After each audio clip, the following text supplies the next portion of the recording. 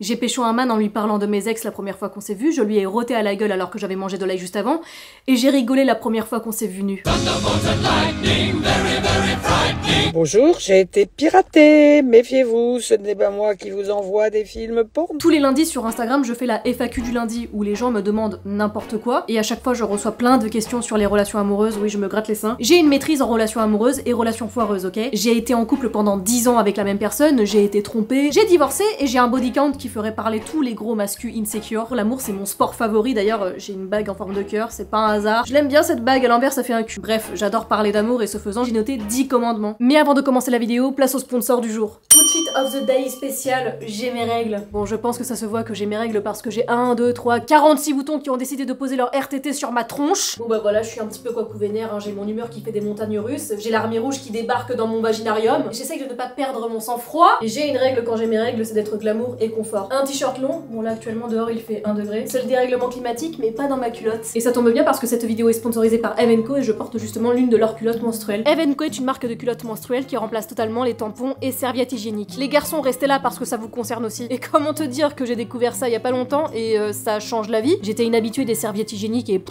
c'est chiant. Des fois ça coule à côté, ça bouge, enfin il y a des moments où je me suis pas sentie très sereine, hein. Et surtout que ça coûte une blinde pour les étudiants qui ont un budget limité, c'est vraiment pas dingue. Alors que là, pas de fuite, pas d'odeur, c'est efficace pendant 12 heures et ça convient aussi pour les flux très abondants. Donc pas de sang d'encre à se faire. Elles sont en coton bio certifié et elles ne se voient pas que tu portes une jupe ou un pantalon à sequins. Qui va m'empêcher même. J'ai reçu le shorty et le tanga qui sont vraiment très flatteurs dans un packaging vraiment très soigné. C'est important de le souligner quand même. Et en ce moment c'est le Black Friday, donc tu as moins 70% sur tout le site, ce qui revient à 9,99€ la culotte. Ça vaut largement le coup si tu veux te faire plaisir à toi ou à ta chérie pour les fêtes. Parce que crois-moi qu'elle te remerciera grandement. Les garçons, soyez un peu plus impliqués en cette période chiante du mois. Merci Eve & Co, c'est 100% validé. Et écoute, c'est parti. C'est partouze. Mauvaise nouvelle, il va falloir voir des gens. La flemme, il va falloir interagir avec des gens dans la piscine, dans la zone 51, dans les backrooms du KGB ou à l'école primaire. Pardon, c'est la déformation professionnelle du youtubeur. La sociabilité, c'est un muscle, hein. Plus tu parles, Après, je sais que selon certaines situations, ta situation géographique par exemple, c'est compliqué. Genre si t'habites à Tourcoing, sinon tu as la solution que tout le monde déteste, les applis de rencontre. Tinder, hein, pour ne citer qu'elle. Le problème de Tinder, c'est que ça ne s'arrête qu'au physique. C'est rare que les gens lisent les descriptions. Et d'ailleurs, en parlant de description, faut pas se plaindre de se faire ghoster quand ta description c'est « Je suis anti-féministe, vive Marine Le Pen ». Pour revenir sur le physique, il y a plein de mecs et meufs que je trouvais incroyablement belles et beaux. Et quand ils ouvrent la bouche, cons comme des chaises, un charisme de table basse. Alors il va falloir parler, s'intéresser à la personne en face de toi. Des fois les dates ça peut être très malaisant et la meilleure chose à faire c'est de poser des questions. Du genre ton salaire, Israël ou Palestine, la taille de ta bite. Je pense que la technique de séduction ultime c'est d'avoir un pull de Noël aussi swag. Bon et surtout se toiletter le skibidi. Parce que l'odeur de morbier c'est éliminatoire. Pour rencontrer sa personne, il va falloir y croire. Le nombre de gens que j'ai vus qui n'y croient plus du tout, qui sont désespérés, vraiment j'ai envie de vous prendre dans mes bras là, vous faire un câlin. Il y a une solution pour tous. Manifester sa personne. Je suis certaine de vouloir manifester une personne spécifique et j'insiste sur le fait d'être certaine. Donc pour réaliser ce rituel, tu vas avoir besoin d'un papier tout basique, d'un stylo et de ton parfum. Et dans le coin en haut à gauche de ton papier, tu vas écrire ton prénom et en bas à droite, tu vas écrire le prénom de ta personne spécifique. Ensuite, au milieu du papier, tu vas écrire ce que tu veux que cette personne elle pense de toi, ce que tu veux qu'elle fasse ou ce que tu veux qu'elle ressente pour toi en seulement quelques mots. Et après, tu vas prendre ton parfum, tu vas y mettre 3 sprays. Que l'univers a entendu ton intention, tu vas obtenir ce que tu veux. Voilà, bah j'espère que Edouard Balladur va devenir fou de moi, hein. Vos pensées se transmettent aux autres. Ce sont en fait des vibrations, un petit peu comme des ondes radio. Votre monde extérieur est le reflet de votre monde intérieur. Quand vous affirmez, vous donnez l'idée et l'envie à cette personne de le faire. Alors si toi tu changes d'avis, pourquoi cette personne ne changerait pas d'avis? Arrêtez de checker en permanence la 3D, n'abandonnez pas. Vous êtes le seul créateur de votre réalité, chaque personne, chaque chose, chaque événement que vous voulez est obligé de venir dans votre réalité une fois que vous persistez. Cette personne reçoit vos pensées. Vous affirmez maintenant qu'elle a envie de vous parler, elle va avoir envie de vous parler. Je manifeste, j'ai 1000 grammes pour qu'il fasse quelque chose. J'ai littéralement eu un pet de cerveau. Si tu penses fort à ton ex, il y a des chances qu'il revienne, effectivement, dans ton cul, hein, pas dans ton cœur. La loi de l'attraction, la manifestation, ça fait partie du développement personnel, ça a un énorme succès. Selon la loi de l'attraction, plus tu as des pensées positives et plus l'univers te rendra du positif. Genre si tu es positif, ça veut dire que tu vibres et que tu émets des ondes positives à l'univers. Je suis un micro-ondes. On est presque sur du sectaire, hein, y en a qui disent que c'est scientifique. La loi de l'attraction est expliquée par la physique quantique, je viens de voir ça sur YouTube, simplement je manifeste, je pense à quelque chose que je veux qui arrive. En faisant correspondre les sentiments et émotions sur la bonne fréquence, parce que chaque fréquence attire des fréquences semblables. Et Einstein, il était connu pour sa célèbre équation E = mc2.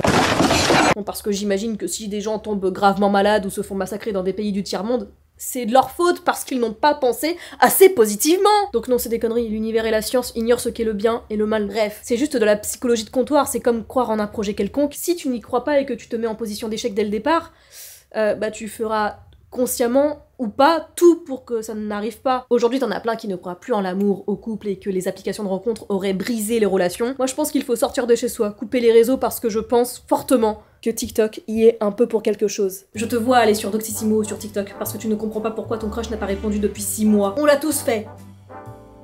Tous. Il se pourrait que j'ai fait un post sur Doctissimo en 2010 parce que j'étais désespérée et il se pourrait qu'il existe encore. Tout ce qui est articles et contenu autour des relations, c'est bien, notamment quand t'es largué socialement, mais à petite dose. Parce que TikTok, ça te baise le cerveau sans mauvais jeu de mots. Déjà parce que ton cerveau n'est pas conçu pour emmagasiner autant d'informations. Fais le test, tu scrolles pendant 10 minutes et tu verras que tu seras incapable de te rappeler de la moitié des TikTok que t'as vu. Mais surtout parce que TikTok, c'est 99% de bullshit. Soyez dans une énergie féminine avec vos hommes et de rendre votre homme accro mais d'une manière saine.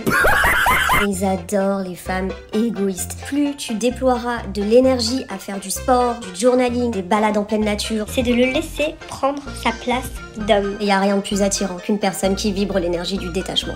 Les femmes sont faites pour recevoir, les hommes sont faits pour donner. Il suffit de se baser sur la nature et sur la science. C'est simple, c'est quasiment mathématique. Il y a comme une odeur de pique-me. Alors les filles, pour être dans son énergie féminine et pour attirer les hommes, il faut regarder les gens d'un air hautain et s'habiller en plus. Une pincée de stéréotypes de genre, un peu de transphobie et de la misogynie. Bientôt on va te dire comment faire caca de manière élégante. Faut sachez que les comptes qui donnent que des conseils comme ça se foutent de votre gueule, c'est juste se faire du bif sur vos insécurités. Ces dernières années, on a vu naître un nombre incalculable de coachs autodiag en développement personnel, en séduction, je ne sais quoi. Combien ? Ne pas être tenté d'acheter plein de bouquins sur ça aussi.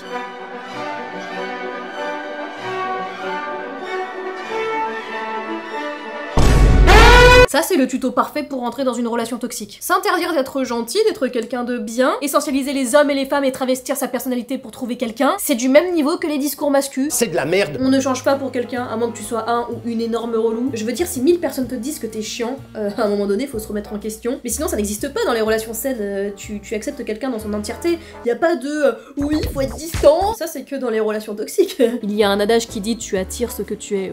Oui et non, c'est un peu binaire. Oui, parce que si tu manques de confiance en toi, tu vas avoir tendance à accepter des miettes. Et non, parce que ça peut aller très bien dans ta vie et tu peux tomber sur des énormes connasses et connards qui vont te briser. Les meufs, elles veulent que des bad boys, elles aiment pas les mecs gentils. Ça, c'est toi. Ça, c'est la misogynie.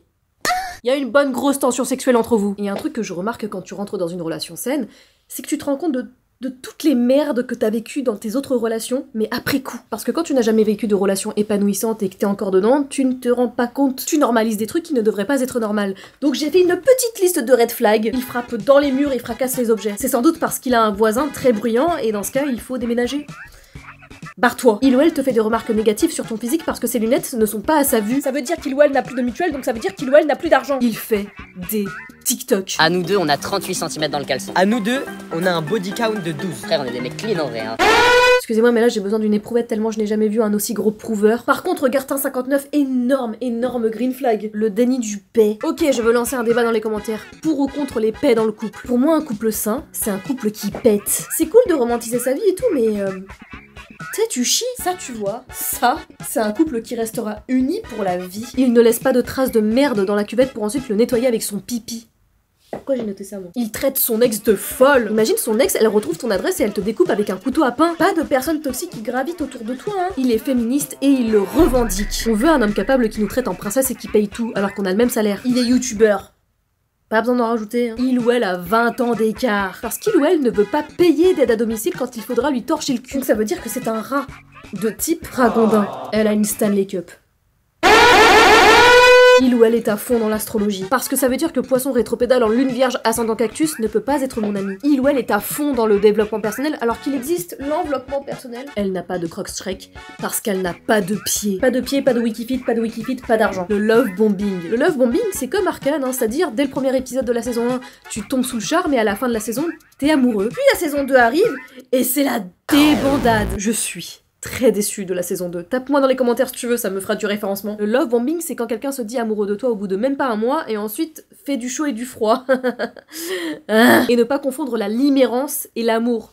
C'est pas la même chose. Ça, tu vois, par exemple, ça se rapproche plus de la limérance que de l'amour. Toi, par contre, je pense que tu ressens un peu plus que de l'attirance physique. Évidemment, sois responsable, protège-toi. Les IST, MST, SVT, SUV, ça s'attrape très très vite. Chlamydia, c'est un Pokémon un peu chiant, sinon t'as gonorrhée qui peut évoluer en Bolloré. Si ça pue du cul dès le début, il y a des chances que ça pue la merde plus tard. Donc tu prends la prochaine sortie, la départementale du bonheur, et c'est ciao. En tout cas, moi j'ai pris l'autoroute du cul, j'ai ce qu'on appelle un curriculum. On va parler du body count. Quand t'enchaînes les relations sexuelles à gauche, à droite, c'est par pression sociale ou par mimétisme social. Pour les hommes, le fait de coucher avec une femme va la dégrader. La désensibilisation, la déconnexion, la capacité à se connecter à l'autre qui est plus affaiblie. Aux États-Unis, ils appellent ça la hook-up culture. Et ce serait mauvais de faire uniquement du sexe, surtout quand t'es une femme évidemment, et soutient l'idée que plus quelqu'un multiplie les expériences, plus ça a un impact physique et mental, ça rendrait plus insensible, ce serait de plus en plus dur de s'attacher à quelqu'un, que ce serait anti-féministe, et surtout on produirait moins d'oxytocine. Est-ce que les sources sont avec nous dans cette pièce? Alors c'est complètement con, ça ne repose sur aucune donnée scientifique, on s'en doutait. C'est au même niveau que les mecs qui demandent le body count. C'est le serpent qui se mord la queue, c'est s'enfermer dans une spirale sexiste sans fin. Et après on se sait qu'il y a beaucoup de chiens de la casse. Je ne dis pas qu'il faut coucher avec toute la ville de Roubaix non plus, mais que tu aies eu 12 ou 46 expériences, ça ne t'empêche pas de t'attacher. C'est pas parce que tu es indisponible émotionnellement que tu vas aller t'empêcher de flirter. Tester avec plusieurs personnes, c'est bien pour se découvrir soi et savoir ce qu'on veut. Parce que le problème de beaucoup de gens, c'est l'impatience. Trouver sa personne, ce n'est pas simple, ça peut prendre du temps. L'amour, ça ne se commande pas. J'attends toujours Édouard Balladur. Il va falloir cravacher. Et je parle pas de la cravache. Oui, parce que dans une relation, il n'y a pas de retraite. C'est comme la météo, des fois c'est sec, des fois c'est mouillé. Il faut communiquer. Il va y avoir des mises à l'épreuve. L'amour, c'est censé être simple. C'est censé être facile. Pas un truc où tu en chies ta race. L'amour qui fait souffrir, c'est pas de l'amour. Il n'y a pas d'injonction au dépucelage, il n'y a pas d'injonction aux relations. Vas-y, à ton rythme. Et si t'en as envie, surtout. Faut pas prendre pour modèle ce qu'on voit dans les séries ou dans les films. Genre Desperate Housewives. Petit rappel que tu as moins 70% sur tout le site Eve & Co. Encore merci à eux. En tout cas, rappelle-toi que tu mérites d'être aimé pour qui tu es. Je te souhaite de trouver quelqu'un qui te laissera pisser la porte ouverte.